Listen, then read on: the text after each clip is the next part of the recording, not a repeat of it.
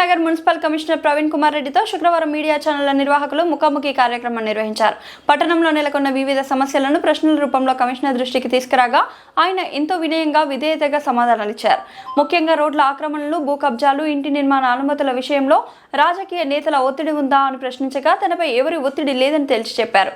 పట్టణంలో ఇష్టారాజ్యంగా ఆర్చిలు, రోడ్ల మధ్యలో ఏర్పాటు చేసిన డివైడర్లు, పలు కాలనీల్లో రోడ్ల ఆక్రమణలు, కార్ షెడ్ల ఏర్పాటు, ట్రాఫిక్ అంతరాయం, ప్రజల ఇక్కట్లు అనే అంశాలపై ఒక్కొక్కటిగా ఆయన ఓపికతో సమాధానం చెప్పారు. CDMA సైట్ బంద్ అయినప్పటికీ దొడ్డిదారిన అనుమతులు ఇచ్చారంటూ విలేకరులు ప్రశ్నించగా అలాంటిది ఏమీ లేదు. CDMA సైట్ బంద్ అయిన మాట వాస్తవమే. ఇటీవల ఇక్కడ వచ్చిన రాష్ట్ర ఫైనాన్స్ చైర్మన్ మున్సిపల్ ఆర్థిక వనరుల గురించి ఆరాతీగా పై విషయం ఆయన దృష్టికి తీసుకెళ్లినట్లు కమిషనర్ పేర్కొన్నారు. సైట్ బంద్ ఉన్నా ఓపెన్ అయిన అనుమతుల ప్రక్రియ సహజమేనని స్పష్టం చేశారు. యాడ్స్ ఏజెన్సీలో 4,90,000 చాలాన్ కట్టడం వలన మున్సిపాలిటీ ఆదాయం వచ్చిందన్నారు. ఒకవేళ అనుమతులు లేని హోర్డింగ్లు ఏమైనా ఉంటే తన దృష్టికి తీసుకురావాలని కోరారు. రోడ్ల, ఫుట్పాత్ల ఆక్రమణలపై ఆచితూచి అడుగులు ముందుకు వేస్తామన్నారు. ఏ రాజకీయ పార్టీలకు, కులమతాతలకు తావివ్వకుండా పేదలను దృష్టిలో ఉంచుకొని నయాను భయాను మాట్లాడి రోడ్ల ఆక్రమణలను ఒక్కొక్కటిగా తొలగిస్తామన్నారు. ఇందుకు పట్టణ ప్రముఖులు, మీడియా సహకారం అవసరమన్నారు. కార్పొరేషన్ దిశగా పయనిస్తున్న మహబూబ్ నగర్ మున్సిపాలిటీలో కార్పొరేట్ స్థాయిలో ఆసుపత్రులు, ఇతర కట్టడాల నిర్మాణం జరుగుతున్నందున పట్టణ సుందరీకరణను దృష్టిలో ఉంచుకొని ట్రాఫిక్ అంతరాయం కలగకుండా చర్యలు తీసుకుంటామన్నారు. మౌలిక సదుపాయాలు కూడా వార్డుల ప్రాధాన్యతను బట్టి బడ్జెట్ను దృష్టిలో ఉంచుకొని చేపడతామన్నారు. కొన్ని ప్రశ్నలు ఉన్నాయి మీ దగ్గర. మున్సిపల్ కమిషనర్గా మీరు బాధ్యతాయుతంగా సమాధానాలు చెప్తారని ఆశిస్తూ మీతో ప్రశ్నలు పెట్టాలని అనుకున్నాం సార్. ఈ ప్రజలకు ఉపయోగపడే సమస్యలే, మా పర్సనల్ లేదు. CDMA సైట్ గవర్నమెంట్ రాకముందు నుంచి బంద్ ఉంది. అడ్వర్టైజ్మెంట్స్, బోర్డ్స్ కానీ ఏది కానీ గవర్నమెంట్కి వచ్చే రెవెన్యూ కూడా బంద్ చేసుకొని ప్రభుత్వం ఎందుకు యాక్షన్ తీసుకోవట్లేదో ప్రభుత్వం రెవెన్యూ వచ్చే దిశగా అడుగులేయాలి. బడ్జెట్ లేదని ప్రభుత్వం అంటుంది. ఒకవైపు బడ్జెట్ వచ్చేది, రెవెన్యూ వచ్చేదాన్ని బంద్ పెట్టింది. రేట్లు పెంచాలనో ఏదో విషయంలో బంద్ పెట్టింది.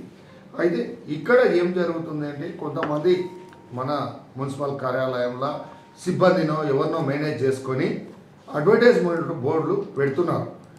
అసలు పర్మిషన్ లేకుండా అదే డివైడర్ల మధ్యలో బోర్డులు పెడుతున్నారు.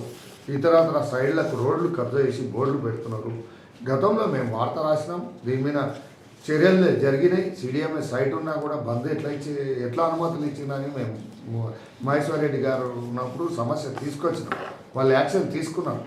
మళ్ళీ ఆయన పోయినాక మళ్ళీ అదే బోర్డులు మళ్ళీ ప్రారంభమైనాయి.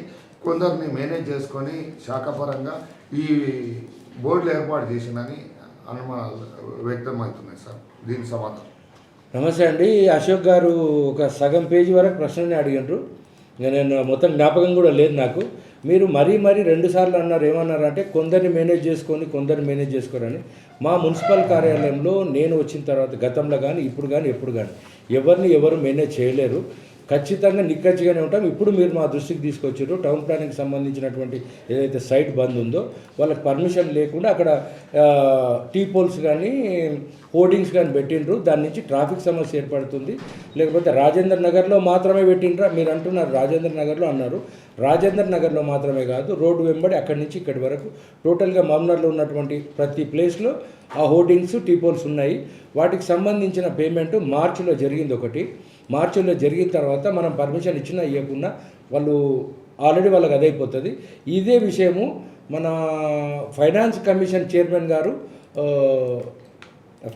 చైర్మన్ కమిషనర్ గారు వచ్చినప్పుడు దాని గురించి అడిగిండు. మీకు రెవెన్యూ ఎట్లా ఉంది ఏం కదా అంటే, సార్ ఇట్లా బంద్ ఉంది సార్, దాని గురించి అరే మరి ఇట్లా ఇవన్నీ ఉన్నాయి కదంటే వాళ్ళు 4,90,000 కట్టి మా దగ్గర ఒకటి అప్లై చేసుకున్నారు సార్ అని. మనం పర్మిషన్ ఇవ్వకపోతే ఆటోమేటిక్ అయింది సార్ అంటే అప్పుడు మా కలెక్టర్ మేడం గారు మహబూబ్ నగర్ మన కలెక్టర్ మేడం గారు ఎంబరే మా ప్రిన్సిపల్ సెక్రటరీ గౌరవనీయులు CDMA గారికి అప్పుడే మాట్లాడడం జరిగింది. అరే అతి త్వరలో నేను మళ్ళీ దాని సర్క్యులర్ ఇష్యూ చేస్తానని చెప్పిండ్రు. ఆ రోజు ఫైనాన్స్ కమిషనర్ రాజయ్య గారు కదా, ఫైనాన్స్ కమిషనర్ అడిగిండు మమ్మల్ని. అడిగినప్పుడు సార్ ఇట్లా ఉంది పరిస్థితి అంటే ఇమ్మీడియట్గా మన కలెక్టర్ గారు మాట్లాడడం జరిగింది. ఒకవేళ పబ్లిక్ న్యూసెన్స్ తర్వాత ఏ రకమైన పర్మిషన్ లేకుండా ఉన్నటువంటి హోర్డింగ్లు అయినా కూడా టీ పోల్లు కానీ ఎక్కడైనా అడ్వర్టైజ్మెంట్లు ఉంటే నిర్దాక్షిణ్యంగా ఎటువంటి పరిస్థితుల్లో పర్మిషన్ లేని వాటిని మేము తొలగిస్తాము. ఎటువంటి పరిస్థితుల్లో తొలగిస్తాము. అయితే విషయం ఏమంటే సార్, ఇదే విషయం ఇందులో 2 ఉన్నాయి. నేషనల్ హైవే అథారిటీ ఈ స్టేట్ హైవే అథారిటీ, ఈ రెండు ఉన్నాయి, రెండు సమస్యలు ఉన్నాయి. నేషనల్ హైవే అథారిటీది గతంలో పర్మిషన్ తీసుకున్నారు, వాళ్ళకి అనుమతి ఒక తేదీ వరకు అనేది ఉంది. ఇది ఇక్కడ మాత్రం మహబూబ్నగర్లో మాత్రం మహేశ్వర్ రెడ్డి గారు నిబంధనలు ఉల్లంఘించి అనుమతులు ఇచ్చిండ్రు, జీవోను ఉల్లంఘించి ఆల్ కమిషనర్ స్టేట్ వైజ్గా ఆల్ మున్సిపాలిటీకి సిడిఎంఏ నుంచి ఒక లెటర్ వచ్చింది. ఆ లెటర్ ఉల్లంఘించి నిబంధనలు ఉల్లంఘించి పర్మిషన్ ఇచ్చిండు. ఈయన ముద్ర వేసి పర్మిషన్ ఇచ్చిండు, 60,000 తీసుకొని పర్మిషన్ ఇచ్చిండు. మీరు డబ్బుల గురించి 60,000 తీసుకొని వచ్చిండ్రు.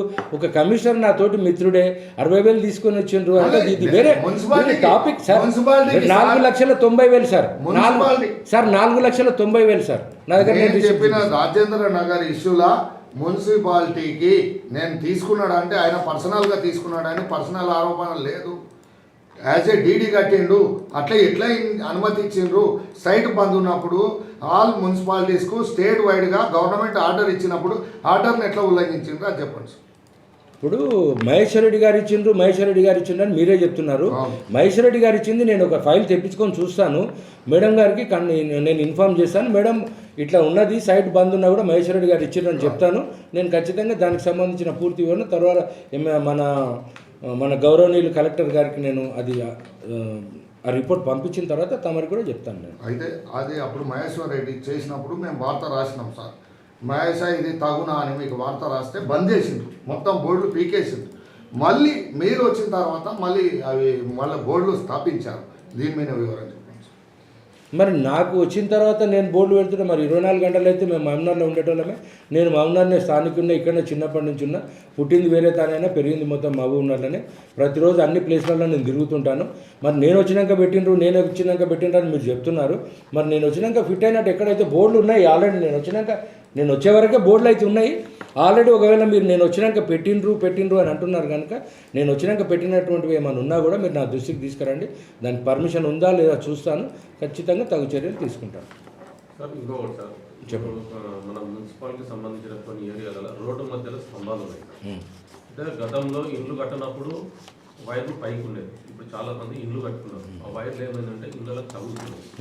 సో అక్కడ పెద్ద స్తంభాలు వేయిస్తే కొంచెం వైర్లు దూరం అయితే రోడ్డు మధ్యలో ఉన్న స్తంభాలను తీస్తే ఆ ఏరియాలకు ఒక అంబులెన్స్ రావాలన్నా, ఒక ఆటో రావాలన్నా, ఒక బండి రావాలన్నా కొంచెం ఈజీగా అవుతుంది. బాబు ఇప్పుడు మీరు అడిగిన దానికి ఒక పేపర్ పెట్టుకున్నా, ఇండియా పెట్టినా నేను దొరుకుతలేదు. కానీ యాక్చువల్గా అయితే మన దగ్గర ప్రస్తుతం ఉన్న పరిస్థితులలో మనము ఈ వైర్లు ఏవైతే ఉన్నాయో, ఈ పోల్స్కి మధ్యన పోల్స్ ఏవైతే ఉన్నాయో వాటికి సంబంధించి ఒకటి ఎస్టిమేషన్ తయారైంది 14-15 లక్షలకు ఒక ప్లేస్లో.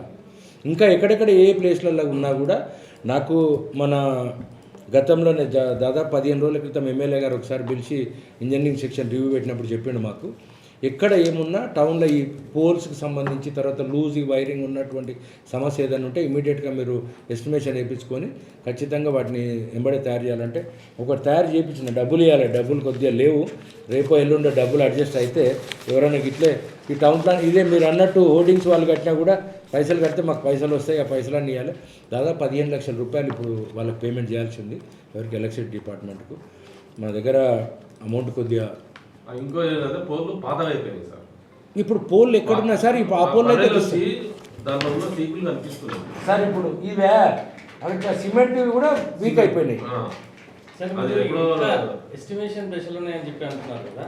ఇప్పుడు గీతా హోటల్ నుంచి న్యూ ప్రేమ్ నగర్ మధ్యలో రోడ్ ఇస్తున్నారు. అందులో ఆల్రెడీ సీసీ రోడ్ వేస్తున్నారు, పోల్స్ మధ్యలోనే పెట్టి వేస్తున్నారు. ఇంతవరకు ఎలక్ట్రిసిటీ నుంచి ఎలాంటి పోల్స్ తీయలేదు, ఏం లేదు. నేను అనేది మొత్తం మహబూబ్నగర్ గురించి కాదండి, మొత్తం మహబూబ్నగర్ చేయాలంటే కొన్ని కోట్ల రూపాయలు కావాలి. మేము యుద్ధ ప్రాతిపదిక మీద ఒక పద్ధతి ప్రకారం ఎక్కడి నుంచో దిక్కు నుంచి నా ఇల్లు మీ ఇల్లు మనందరి ఇంట్లో ఎక్కడి నుంచో ఒక దగ్గర నుంచి స్టార్ట్ చేస్తాం. ఒక్కొక్కసారి ఒక్కొక్క వార్డులో చేయాలంటే 15 లక్షల రూపాయలు అవుతుంది మనకు.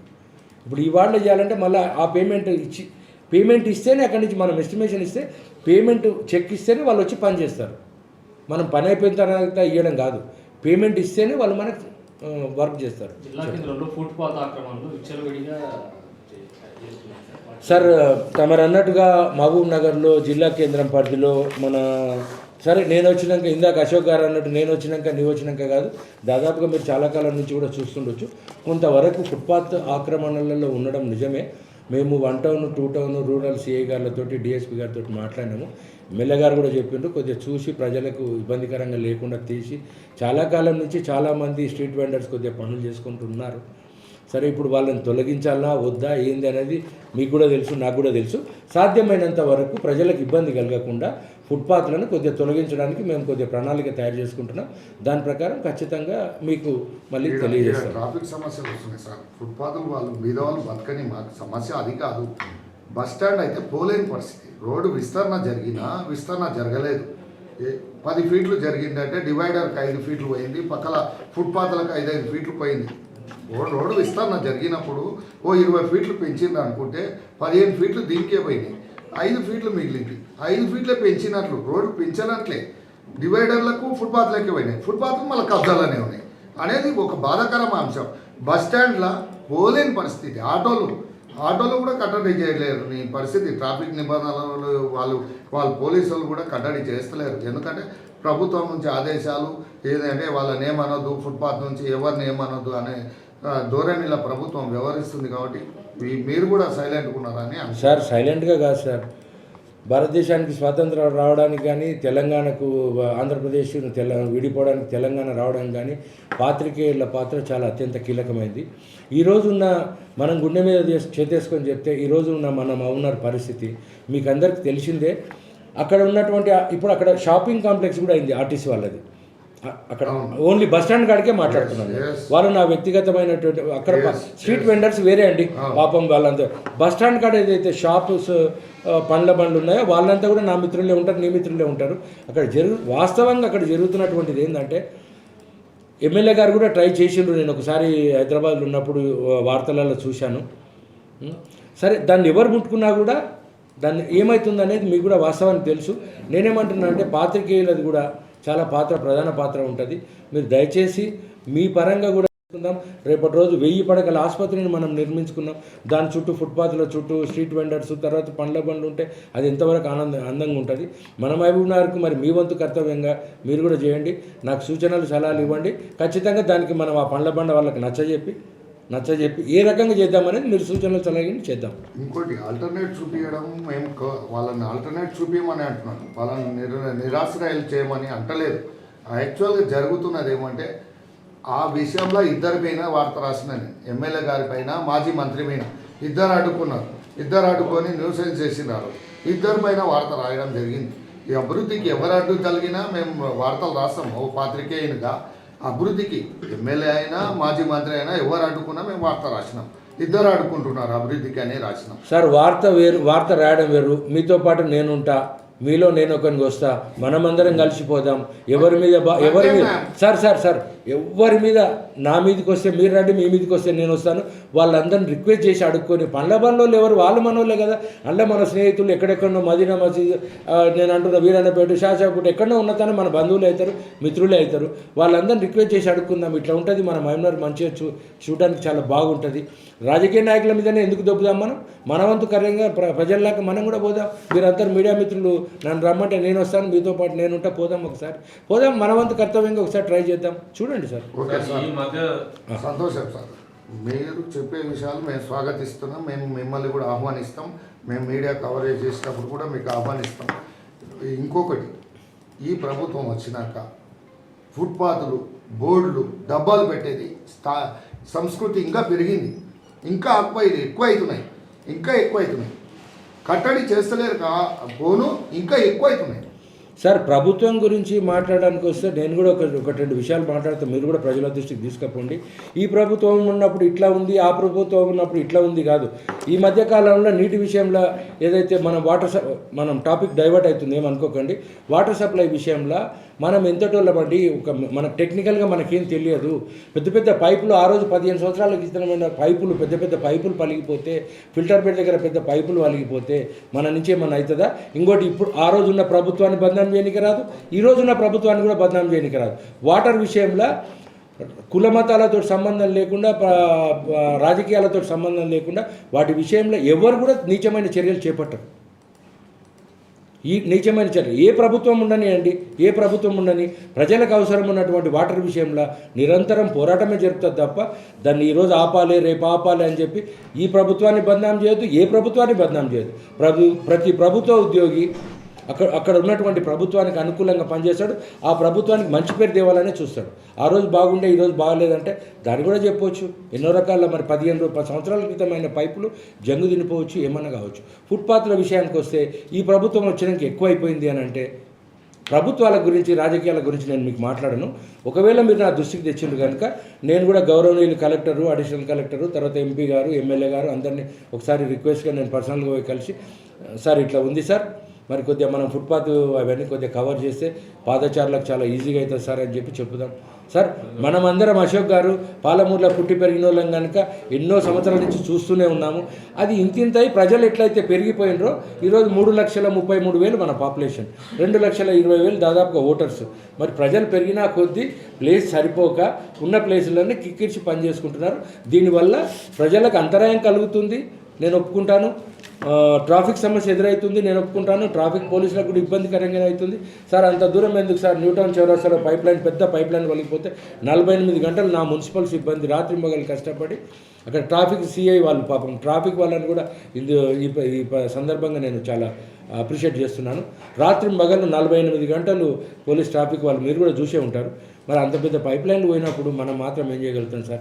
ఓవరాల్గా సార్ ఏ ప్రభుత్వం ఉన్నా ఏమున్నా మేము ప్రభుత్వ ఉద్యోగులము. ఆ ప్రభుత్వానికి ఏ ప్రభుత్వం వచ్చినా ప్రభుత్వానికి అనుకూలంగా 100% డెడికేట్ అయ్యి పనిచేస్తాము. ఆ రోజు నేను ఆ పార్టీ ఉంటే ఈ రోజు నేను ఈ పార్టీ ఉంటే అనే ఆలోచన మాకు లేదు. ఖచ్చితంగా 100% డెడికేట్ అయ్యి చేస్తాం. మీ సూచనలు సలహాలు ఖచ్చితంగా పాటిస్తాము. ఏమైనా సూచనలు ఉంటే మీరు మాకు ఇవ్వండి, నేను ఖచ్చితంగా స్వాగతిస్తాను. ప్రభుత్వాలను నాయకులను విమర్శించాలని మా ఉద్దేశం కాదు. ఇప్పుడు ప్రభుత్వం పరంగా మీరు అధికారిగా ఉన్నారు, మీకు నేరుగా ప్రశ్నిస్తున్నాం తప్పితే మా ప్రభుత్వాల నాయకుల దగ్గర అడగాలంటే ఇవే ప్రశ్నలు నాయకుల దగ్గర అడుగుతాం.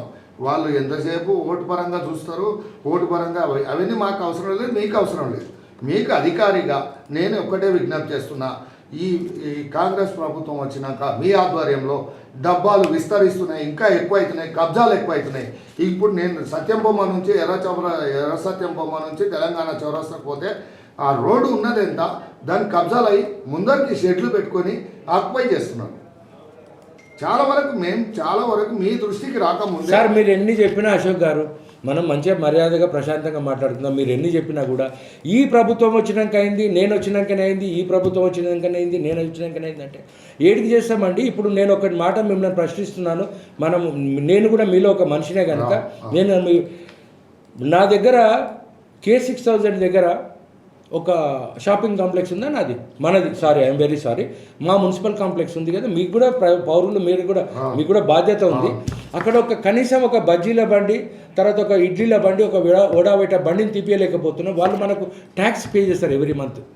సరే కొంత డిఫాల్టర్స్ ఉండొచ్చు, ఆ రోజుల్లో డిఫాల్టర్స్ ట్యాక్స్ పే చేస్తారు. ఆ బజ్జీల బండి అతను, అదే ఆ వడాలు టిఫిన్ సెంటర్ అతను నన్ను 10 రోజుల క్రితం చెప్పినాను, నేను ఒక 50 ఫోన్లు చేయించింది ఈ రోజు వరకు. నేను కూడా మనిషినే, నేను ఎంతమంది నన్ను ఏమని చేయాలి?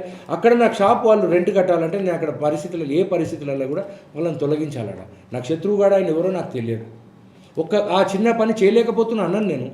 చేసుకుంటూ పోతే, నిరంతరం చేసుకుంటూ పోతే మహబూబ్ నగర్లో ఎక్కడి నుంచి మనకు కావాల్సింది అప్పన్నపల్లి అవతల అక్కడ మయూరి నర్సరీ కాడి నుంచి ఇక్కడ లాస్ట్కు మనము కొత్త ఆర్టీఓ ఆఫీస్ వరకు అటు ఇటు 4 దిక్కులు చేసుకుంటూ పోతే ఉన్నదండి కొంచెం.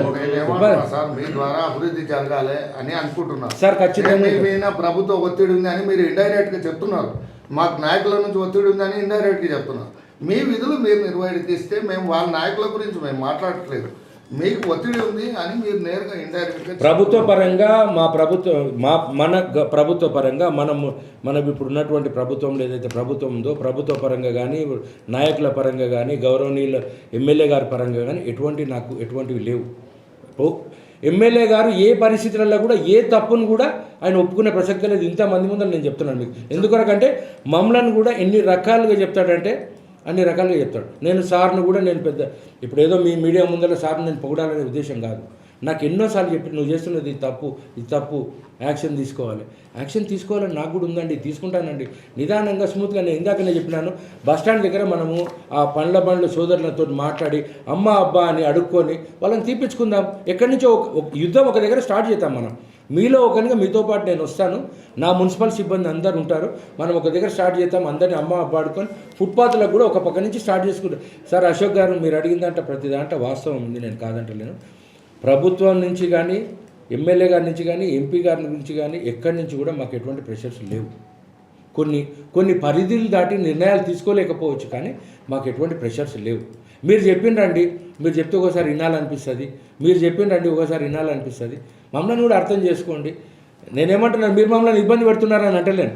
మీరు ఎంతసేపు ఏమన్నారంటే ప్రభుత్వం నుంచి రాజకీయ నాయకుల నుంచి ప్రెషర్ ఉంది అంటున్నారు. మాకు ప్రెషర్ లేదు, వాళ్ళు ఎప్పుడు చేయలేదు, చేయరు కూడా వాళ్ళు. సార్ దీంట్లో మీడియా పర్సనల్ బ్రిడ్జ్ లేదు, పెరుగుతున్నాయి కబ్జాలని టౌన్ ప్లానింగ్ అధికారుల దృష్టికి తీసుకొచ్చినాం. చాలా విషయాలు మీరు రాకముందు కూడా తీసుకొచ్చినాం. టౌన్ ప్లానింగ్ నుంచి ఎలాంటి చర్యలు లేవు. మా బాధ అర్థం చేసుకోండి. ఇలా జరుగుతుంది, ఆపండి, ఈ నిర్మాణం చేసేటప్పుడే కబ్జా జరుగుతుంది, ముందరికి ఆక్యుపై చేస్తున్నారని టౌన్ ప్లానింగ్ దృష్టికి తీసుకొస్తే కూడా వాళ్ళు ఆపలేరు.